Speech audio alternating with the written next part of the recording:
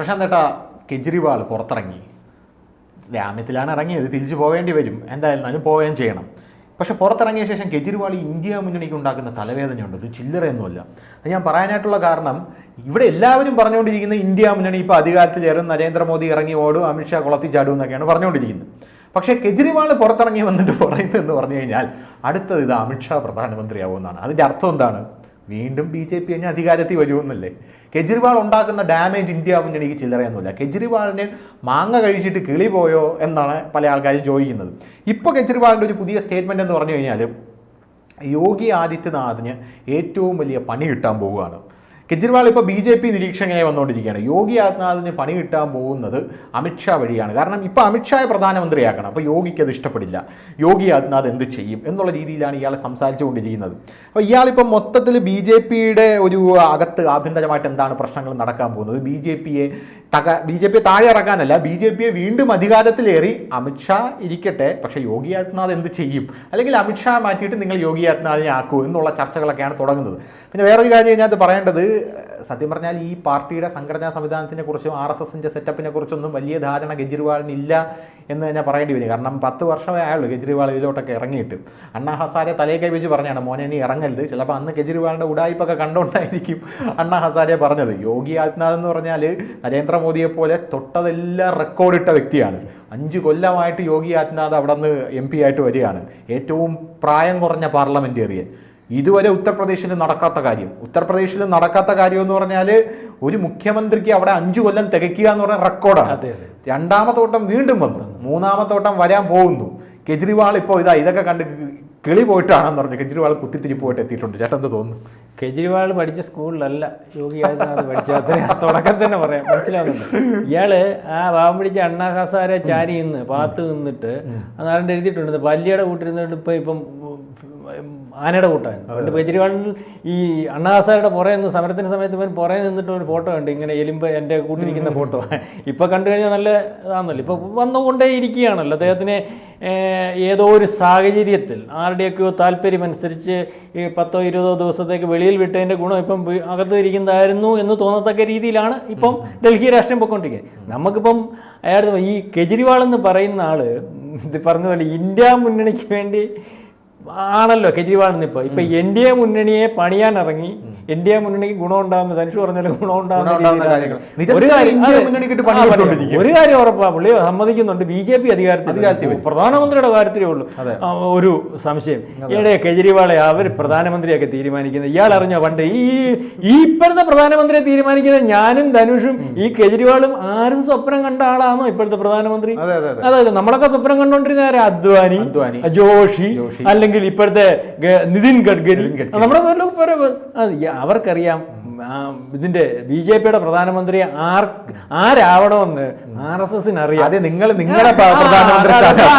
ആദ്യമേ ഇയാള് സ്വയംകൃത പ്രധാനമന്ത്രിയാണല്ലോ, ഇയാള് അതങ്ങ് തീരുമാനിച്ചെടുക്കട്ടെ, മനസ്സിലായി? ആ പാടി 20 സീറ്റിൽ പോകാൻ മത്സരിക്കുന്നത് ഇവനെന്ന് തന്നെ വിളിക്കേണ്ടി വരും. അദ്ദേഹം ഒന്നും ഇവനെ വിളിക്കേണ്ടതായിരുന്നു, രാജ്യദ്രോഹിയെ. ബാക്കിയുള്ളവരെ നമുക്ക് അദ്ദേഹം എന്നൊക്കെ വിളിക്കാം. അപ്പം അയാള് ഈ കെജ്രിവാൾ വിചാരിക്കുന്ന പോലെ യോഗി ആരാന്ന് വിചാരിക്കും. യോഗിയെ അങ്ങനെ ഒതുക്കാനൊന്നും, യോഗിയെ ഒതുക്കും. യോഗി ആരും ഉണ്ടാക്കിക്കൊണ്ട് വന്നതല്ല, സ്വയംഭൂവാണ് യോഗി എന്ന് വേണേ പറയാം. സ്വന്തമായിട്ട് വന്നൊരു മനുഷ്യൻ. ഒരു പാവം പിടിച്ച വീട്ടില് അദ്ദേഹത്തിന്റെ അച്ഛന്റെ പേര് അവൈദ്യനാഥ്, മനസ്സിലായില്ലേ? ജാർഖണ്ഡുകാരനാണ്,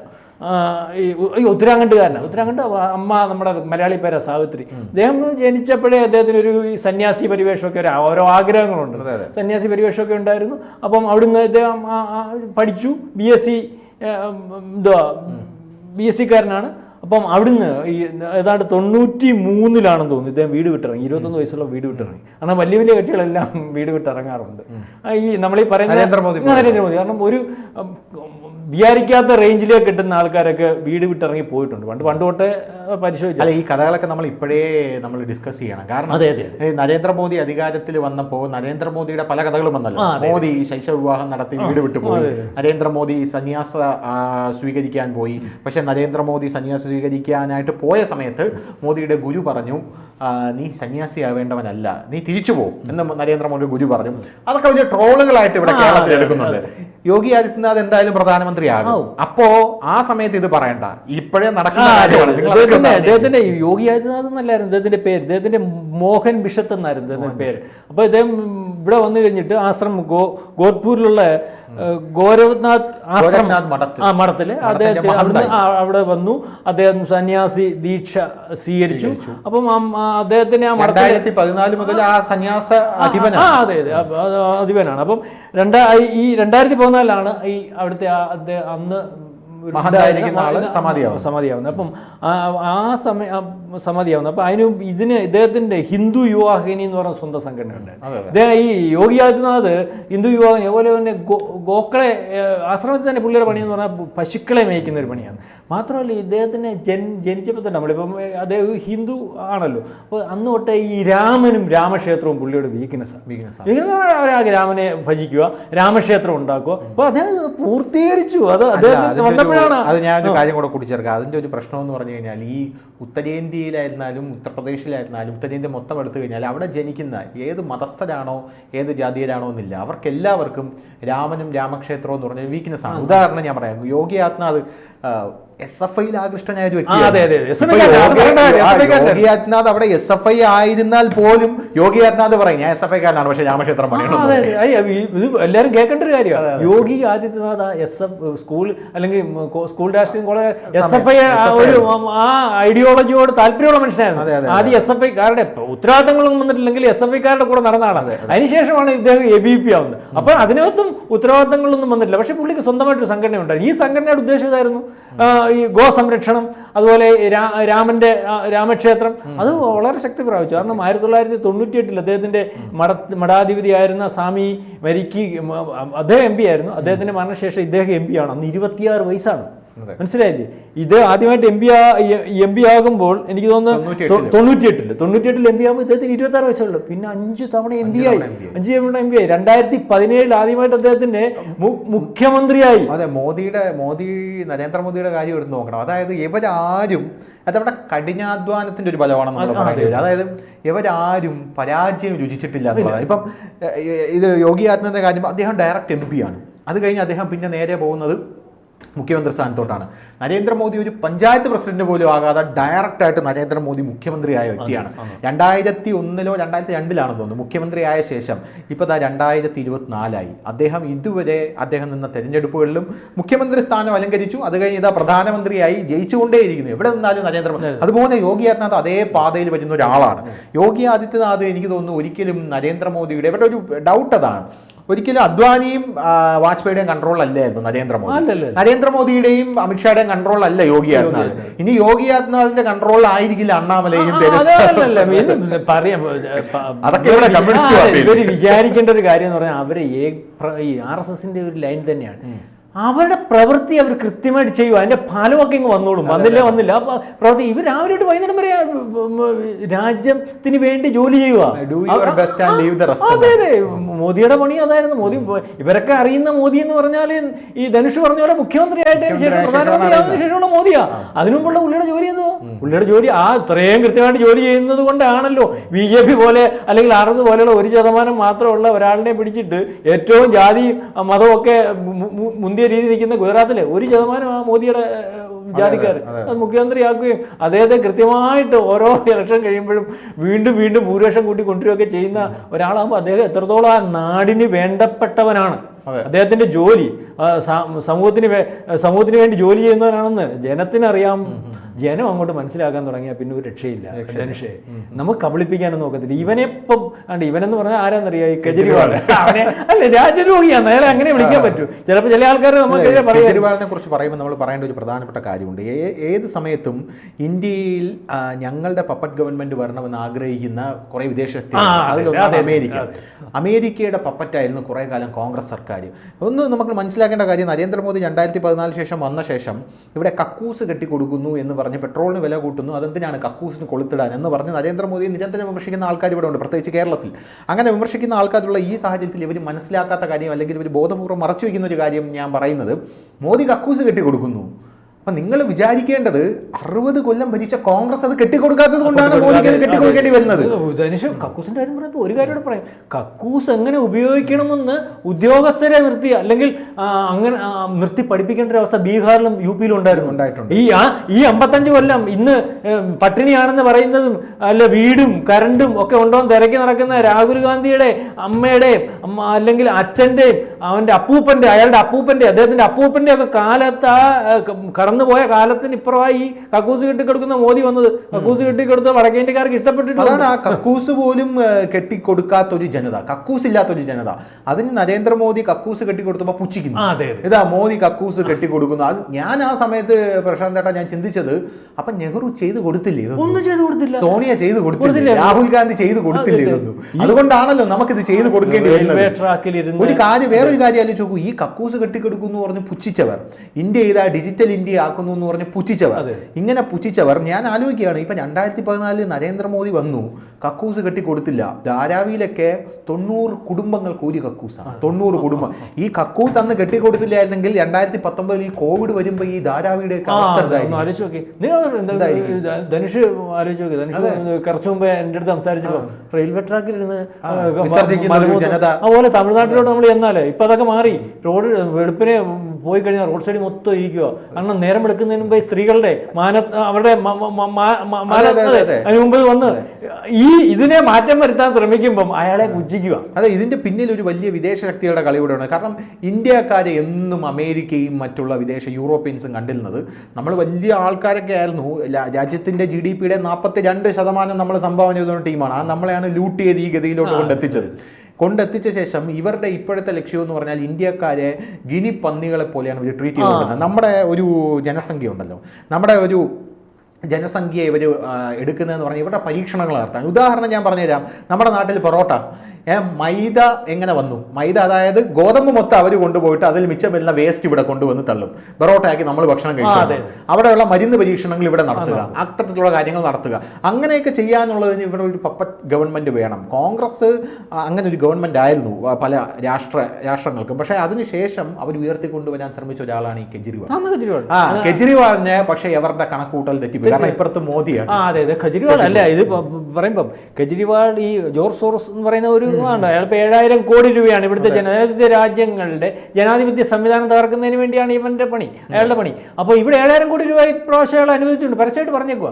ഇപ്പം നമ്മുടെ ഈ പറയുന്ന ഈ രാഹുൽ ഗാന്ധി ഉണ്ടല്ലോ, അദ്ദേഹത്തിന് അവർ വിചാരിച്ചതുപോലെ നമ്മൾ ഈ പറയല്ലോ ഞാൻ വിചാരിച്ച പോലെ വന്നില്ലേ, അപ്പൊ നീ ഇവിടെ മാറിയില്ലേ എന്ന് വെച്ചാൽ അവർ വിചാരിച്ചതുപോലെ ഉപയോഗിക്കാൻ ഇയാളെ കൊണ്ട് സാധിച്ചില്ല. പക്ഷെ കെജ്രിവാളിനെ കൊണ്ട് സാധിക്കുമെന്ന് മനസ്സിലായി. കെജ്രിവാൾ കോട്ടുമായിട്ട് BBC-ക്കകത്ത് വരും. ഞാൻ അവിടുന്ന് അവാർഡുകൾ, വിദേശ അവാർഡുകളൊക്കെ രാഹുൽ ഗാന്ധി ആദ്യം ഒന്ന് പിടിപ്പിക്കാൻ നോക്കി, പക്ഷെ പിന്നീട് മനസ്സിലായി രാഹുൽ ഗാന്ധി മണ്ടനാണെന്നല്ല.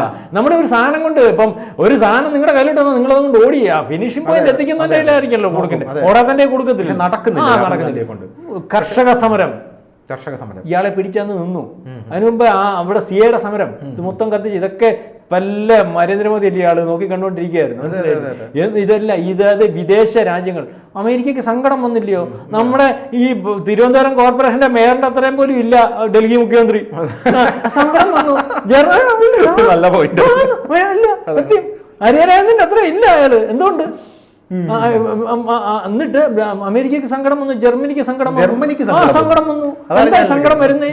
അതുപോലെ ഇയാളെ 20 ദിവസത്തേക്ക് ഞാൻ ആലോചിച്ചു, ഈ ഡൽഹി മുഖ്യമന്ത്രി ആയിരിക്കുന്ന ഒരാള് ഇവിടെ പിണറായി വിജയനെ തട്ടിത്തോളി അകത്തിട്ടാൽ പോലും തമിഴ്നാട്ടിലെ സ്റ്റാലിൻ പോലും തിരിഞ്ഞു നോക്കില്ല. ആ സമയം കെജ്രിവാളിന്റെ വിളി വരുന്ന ജർമ്മനി. അത് ഇത് വന്നില്ല. അതുപോലെ ആ ജുഡീഷ്യറിയുടെ ഒരു സങ്കടം കണ്ടില്ല. അയാള് പോയി 20 ദിവസത്തേക്ക് പോയി. പിന്നെ ജുഡീഷ്യറി കെജ്രിവാളിന് ഇവിടെയുള്ള പല ആൾക്കാരും ജാമ്യം വേണ്ടെന്ന് പറയുന്നത് ജാമ്യം കൊടുക്കുകയാണ്. ജുഡീഷ്യറി പലപ്പോഴും കെജ്രിവാളിന് ഇവിടെയുള്ള പല ആൾക്കാരും പറയുന്ന കെജ്രിവാളിന് ജാമ്യം കൊടുത്ത ജാമ്യം ആവശ്യപ്പെട്ടില്ല. കെജ്രിവാളിന് ജാമ്യം കൊടുത്തത് ആക്ച്വലി സുപ്രീം കോടതി കൊടുത്തത് ഞാൻ മനസ്സിലാക്കുന്നത് കെജ്രിവാളിന് ജാമ്യം തരാൻ പറ്റില്ല, പക്ഷെ നിങ്ങൾക്ക് ജാമ്യം അതെന്തുകൊണ്ടാണ് ജാമ്യം കൊടുക്കുന്നത്? കാരണം നിങ്ങൾക്ക് ജാമ്യം തരാൻ, നിങ്ങൾ കയ്യിലിരിപ്പ് വെച്ച് നിങ്ങൾക്ക് ജാമ്യം തരാൻ പറ്റില്ല, പക്ഷെ ഞങ്ങൾ ജാമ്യം തരികയാണ്. പിന്നെ വേറൊരു കാര്യം പുറത്തുള്ളവരോട് പറയാനുള്ളത്, സുപ്രീം കോടതി പറയാനുള്ളത്, ഈ കെജ്രിവാളിൻ്റെ കേസ് അത് നമ്മൾ ഒരു പ്രത്യേക കേസായിട്ട് പരിഗണിക്കുകയാണ്. പ്രത്യേക കേസായിട്ട് നമ്മൾ പരിഗണിക്കുന്നത്. അത് ആയിട്ട് പരിഗണിച്ചാണ് നമ്മൾ നിങ്ങൾക്ക് ജാമ്യം തരുന്നത്. അപ്പൊ സാറേ, ഇതേ കേസുള്ള ആൾക്കാർ വേറെ പല ആൾക്കാരും ഉണ്ടല്ലോ, വേറെ പല ആൾക്കാരും ഇതേ കേസ്, ഇതേ സമാന സ്വഭാവമുള്ള കേസുകൾ. അപ്പൊ സുപ്രീം കോടതി അവരോട് പറഞ്ഞത് അതും ഇതുമായിട്ട് നിങ്ങൾ കൂട്ടിക്കെട്ടണ്ട. എന്നാലും എന്ന് പറഞ്ഞപ്പോൾ സുപ്രീം കോടതി ഒന്ന് സ്വയം ഘടിപ്പിച്ചു.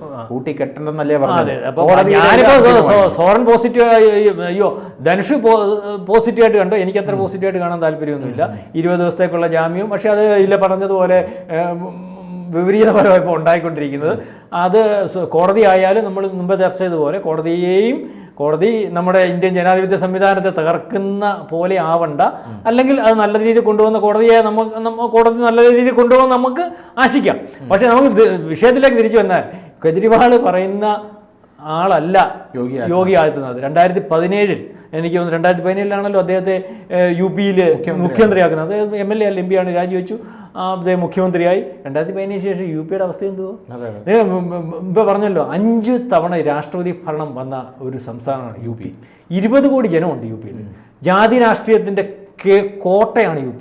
425 ചെറിയ പാർട്ടികളുണ്ട്. 100 സീറ്റിൽ UP-ൽ ജയിക്കുന്നത് 1000 വോട്ടിനകത്താണ് UP-ൽ പല മണ്ഡലങ്ങളിൽ ജയിക്കുന്നത്. അത് ഈ ചെറിയ പാർട്ടികൾക്കെല്ലാം കൃത്യമായ ഇടപെടൽ നടത്താൻ പറ്റും. അപ്പോൾ ഇത്രയ്ക്ക് ജാതി രാഷ്ട്രീയം, മനസ്സിലായി, ഗുണ്ട രാഷ്ട്രീയം അല്ലെങ്കിൽ മാഫിയ രാഷ്ട്രീയം കൊണ്ട് വളരെ മോശമായിട്ട് കിടന്ന ഒരു UP ആണ് ഇദ്ദേഹം വന്നതിന് ശേഷം അവിടെ കല്യാണം ഇവിടെ പറ്റി വിവാദമാണ്. അതും ജാതിയാക്കാൻ നോക്കി. 150 ഗുണ്ടകളെ അങ്ങ് ചത്തു. അല്ല, 2017 ശേഷം 2ാം ടേം കെജ്രിവാൾ വരുമ്പോൾ അവിടെ ഏറ്റവും വലിയ കെജ്രിവാളിന് ജനങ്ങൾ വോട്ട് ചെയ്യാനുള്ള കാരണമെന്ന് മാതൃഭൂമി റിപ്പോർട്ട് ചെയ്തത് ഞാൻ ഇപ്പോഴും ആലോചിക്കുന്നുണ്ട്. അത് അവരുടെ വായിന്ന് അബദ്ധവശാൽ വീണതാണോ എന്ന് എനിക്കറിയില്ല. അങ്ങനെയൊന്നും പറയില്ല. അവർ പറയുന്നത് സ്ത്രീ സുരക്ഷ ഉത്തർപ്രദേശിൽ അതിഭീകരമായിട്ട് ഇപ്പോൾ വന്നു. അപ്പൊ അത് കെജ്രിവാളിന് സ്ത്രീകൾ വോട്ട് ചെയ്യാനുള്ള സ്ത്രീ സുരക്ഷ. ഇപ്പൊ മാതൃഭൂമി ഒന്ന് എന്താ ഇന്നലെ എഴുതാൻ ഒരു സ്ത്രീയുടെ അടിവേറ്റി പരിശോധിച്ച അവയവങ്ങളെല്ലാം കൂടെ കലയും കിടക്കുക. സ്ത്രീ സുരക്ഷ ആരുടെ എന്നറിയാം? MP, രാജ്യസഭ MP-യുടെ, ആം ആദ്മി പാർട്ടി രാജ്യസഭയുടെ MP-യുടെ അടിവേറ്റി ചവിട്ടി സ്കാനിങ് റിപ്പോർട്ട് വന്നപ്പോൾ ആന്തരിക അവയവങ്ങളെല്ലാം തകർന്നു കിടക്കും. എന്തൊരു നല്ല സുരക്ഷയാണെന്നറിയാം. അപ്പൊ വെളിയിൽ വേറെ 2-3 സ്ത്രീകളൂടെ പരാതിയായിട്ട് വന്നിട്ടുണ്ട്. ഇതേ സുരക്ഷ ഞങ്ങൾക്ക് നേരത്തെ അനുഭവപ്പെട്ടതാണ്, ഞങ്ങൾക്ക് വെളിയിൽ പറയാൻ പറ്റുന്നില്ലെന്ന് പറഞ്ഞത്. അപ്പം അതൊന്നും അല്ല യോഗി ആദിത്യനാഥ്. ഞാനീ പറഞ്ഞത് ഗുണ്ടകളെ അമർച്ച ചെയ്തു. അവിടുത്തെ സാധാരണക്കാരന് അത് ഈ ഗുണ്ടകളെ കൊണ്ട് ബുദ്ധിമുട്ട് അനുഭവിച്ചുകൊണ്ടിരുന്ന ആർക്കാണെന്ന് ധനുഷിനറിയാം. അവിടെ പാവം പിടിച്ച മുസ്ലിങ്ങൾ, പട്ടികജാതിക്കാരൻ, ഇവനെയെല്ലാം വീട്ടിൽ വന്ന് കുഞ്ഞുങ്ങളെ പിടിച്ചുകൊണ്ട് പോവുക, പ്രായപൂർത്തിയാവുന്ന സ്ത്രീകളെ പിടിച്ചുകൊണ്ട് പോവുക, ആ കുഞ്ഞുങ്ങളെ പിടിച്ചുകൊണ്ട് പോവുക, ഇവന്റെ ഉപയോഗം കഴിഞ്ഞ് കൊണ്ടുവിടുക. അഖിലേഷ് യാദവിന്റെ അച്ഛൻ പറഞ്ഞു, ഞങ്ങൾക്ക് അവകാശപ്പെട്ടതാണ് ഇവിടുത്തെ ദളിത് പെൺകുട്ടികൾ. അത്തരത്തിൽ ഭരണാധികാരികൾ ഉണ്ടായിരുന്ന UP അറിയാം. ആ UP-ൽ ഇന്ന് ഗുണ്ടയൊന്നും വലുതായിട്ടില്ല. ഗുണ്ട പറഞ്ഞല്ലോ. അഖിലേഷ് യാദവിന് മറുപടി പറഞ്ഞു, തല നിലത്ത് കിടന്ന് ഉരുളെന്ന് പറഞ്ഞതിന്റെ 3 യോഗി ആദിത്യനാഥ് ബുൾഡോസർ ഇടിച്ച് നിരത്തി.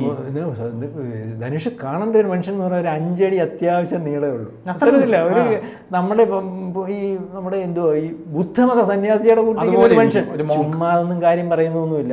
പക്ഷേ പാർലമെന്റിൽ MP ആയിട്ടിരുന്നപ്പോഴും നിയമസഭയിലെ പ്രസംഗം കേട്ടാൽ തീപ്പരി പ്രസംഗം. നിങ്ങൾക്ക് OWC അറിയാമല്ലോ. പണ്ടത്തെ ഈ OWC എന്ന് പറഞ്ഞാൽ അറിയാമല്ലോ, രാധാറെഡ്ഡി ആയിട്ടുണ്ട് നല്ല ഒരു മനുഷ്യൻ. അയാൾ പഴയ ഈ നമ്മുടെ ജിന്നെ ഉണ്ടാക്കിയ പാകിസ്ഥാൻവാദിയായി ഇപ്പോഴും. ഇവിടെ അതിന്റെ അവശിഷ്ടങ്ങളാണ് ഇപ്പോൾ ഉള്ളത്. അതിന്റെ കൂടെ ഇപ്പോൾ കോൺഗ്രസ് അവരുടെയൊക്കെ പുള്ളിക്കെതിരെ സ്ഥാനാർത്ഥി ഏതാണ്ട് പുള്ളി പ്രസംഗിച്ചുകൊണ്ടിരുന്നപ്പം ഏതാണ്ട് ഇത് പ്രസംഗത്തെ തടസ്സപ്പെടുത്തി ഇണീറ്റ് നിന്നു. അപ്പൊ എന്റെ മലയാളി പറഞ്ഞു ഇരുന്നു പോയി.